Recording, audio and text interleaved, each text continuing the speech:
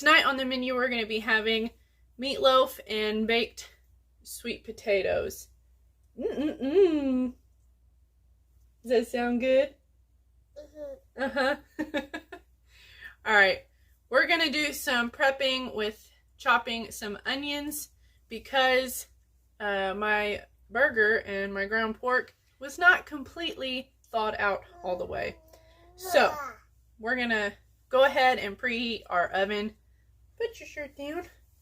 We're going to go ahead and preheat our oven to, you can do about 400. You can do about 400 or maybe even 425 if that's what you do the baked sweet potatoes on. I just go ahead and set it to that. So then we will move on.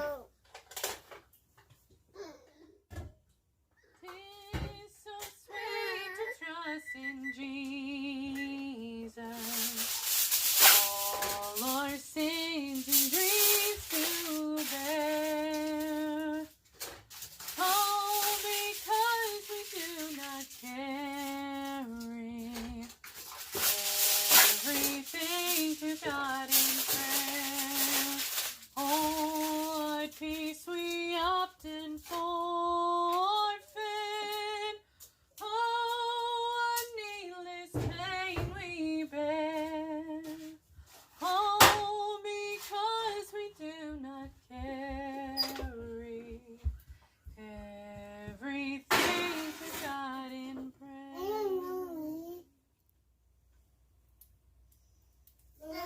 What, honey?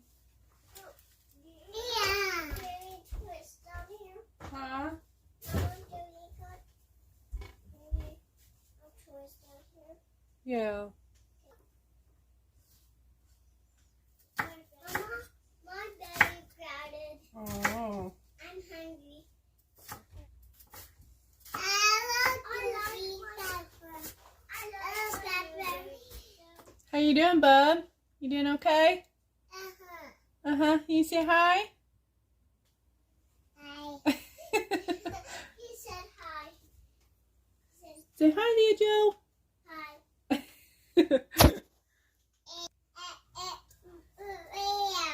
We're going to go ahead and put that chopped onion that I just did into our bowl. This is what we're going to do all our mix-in for our meatloaf in.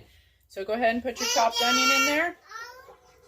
Alright, our burger has finally thawed. What I usually use is I use a pound of ground pork and a pound of ground beef. I have used all deer before, deer burger, and it makes it kind of dry. So I like to do the pork with it if I can. If not, 2 pounds of ground beef works just fine. So we're going to put both of these in our bowl as well. So now what we got in our bowl is a pound of ground pork, ground beef, ground beef, and then a small onion chopped. I don't have exact measurements, guys. This is my great-grandmother Willie Ann's recipe, and I just don't have the rest or the measurements. I don't even have it written down. I've just watched my mom do it, and I've kind of tweaked it a little bit to how we like it. Go ahead and put a good squirt of ketchup in there, and then we're gonna add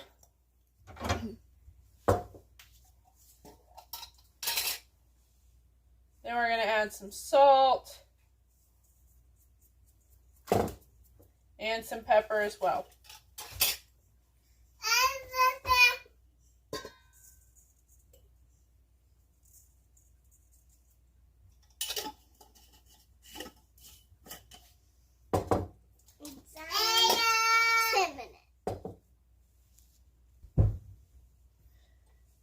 Next thing we're going to add is an egg. I like an egg. Do you like eggs? And then I like to do crackers in mine. I just kind of, crunch them up in my hands and put them in there. And you're going to ask, how many crackers? How much crackers? 3. I don't have an exact amount. I am sorry. But when you go to, hey, shh. They can't hear me. When you go to mixing it up, you can mix it up by hand. That's the best way. And you will kind of know if it feels too dry, add a little bit more ketchup or an egg. If it's too wet, add some more crackers. It just goes by feel, guys. I have literally ate this since I was a little kid. So this has been in my family for quite a while.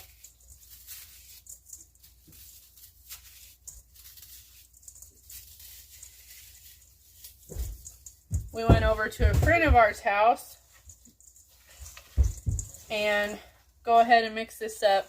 We went over to a friend of ours' house, a preacher and his wife's house, and they fixed meatloaf for us not too long ago, and it was so good. It had jalapenos and cheese, and she made another kind, a lasagna kind, that was really good. It was so tasty. There's so many different kinds of meatloaf that you can make. Go ahead, if you guys can see that. This is really good. I got a new light for my camera, and this is working out pretty well for this. So, go ahead and mix that up by hand. I may add a few more crackers. It's still a little wet.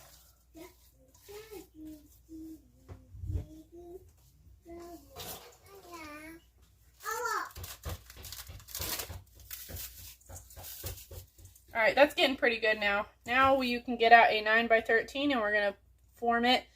I'm probably going to do mine in a cast iron skillet. I kind of tend to like that a little bit better.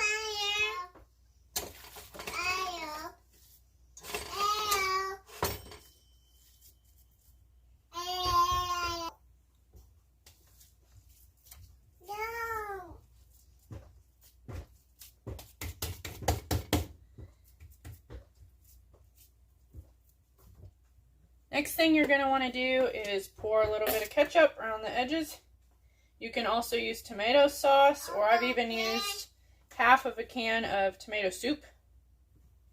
Then you're going to pour a little bit of water around the edges, and then I'll show you how to make our sauce. Once you've got that little bit of water in there around your meatloaf, we get a bowl.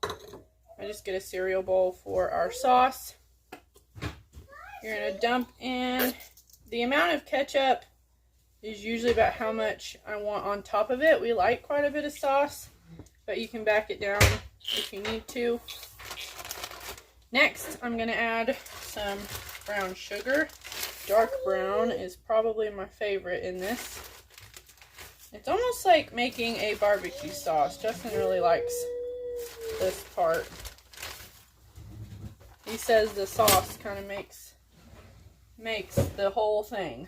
So you want to add just, I mean, this is about, guys, this is about how much brown sugar I have in there. Just do it to taste. If you guys like a little more, add a little more. This mustard, do not add a whole lot of mustard. Just one small little squirt, like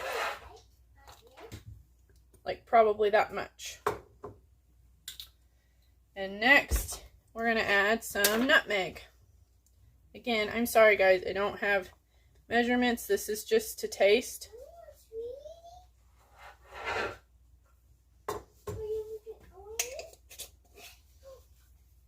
If you mix it up and you're missing something, add what you think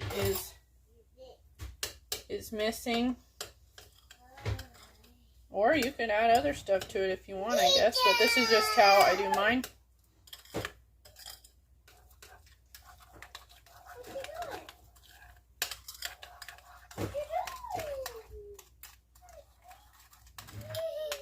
You can go ahead and taste that yourself, and then we will pour that on top of our meatloaf. I think I've got it about how I like it to taste, and now we're going to pour it on top. You can use your spoon to kind of drizzle it over the top where it covers the whole thing. And that's it, guys. It is ready to go into the oven at about 400, or if you already have something else in there, it can go up to 425. Just watch it for about an hour or so. This sauce will start to kind of bubble and get sticky looking, and that is when I would probably check it. So we'll come back and we will see what the finished product looks like. Alright guys, it looks like dinner is about ready to be served. Here it is. I'll bring you guys to it. I went ahead and cut it open to make sure it was done. That's what it looks like when it's done. Yum! That was Justin back there. What a famous meatloaf! Alright guys, thank you so much for watching and hanging out with us as we make dinner with me and the family. If you haven't already, please consider subscribing. I really appreciate it, and it goes a long ways to helping me and my family out. Thank you guys so much. We'll see you next time. Have a good evening. Bye.